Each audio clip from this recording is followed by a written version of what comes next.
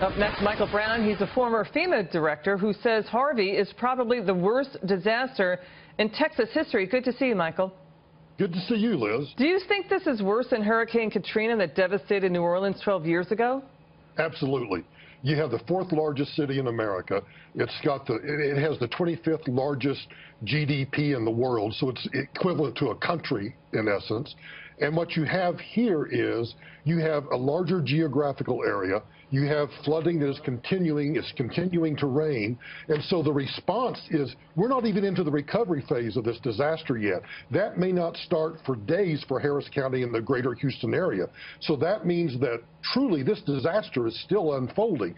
I think you will see tens of thousands, if not hundreds of thousands of people without power. And if that turns out to be true, it will take weeks and weeks to get all of that power restored. And then you think, I know people like to show these photographs of water in houses up to the cabinet tops or something. Well, imagine that water sitting there for 2, 3, 4, 5 days for it to dissipate and finally get back to the Gulf of Mexico. Well, that means that the damage that initially occurs just continues to get worse and worse. So it's not just for homes, it's for businesses. So I think the dollar cost, not only just to taxpayers, but the private sector cost of this disaster is going to be, quite frankly, astronomical. Yep. You know, Michael, storm victims are taking shelter at Houston's Convention Center. They are arriving by foot and bus and dump truck. And again, we see Mother Nature at her worst, but Texas is also a story of human nature at its very best. What are your thoughts here?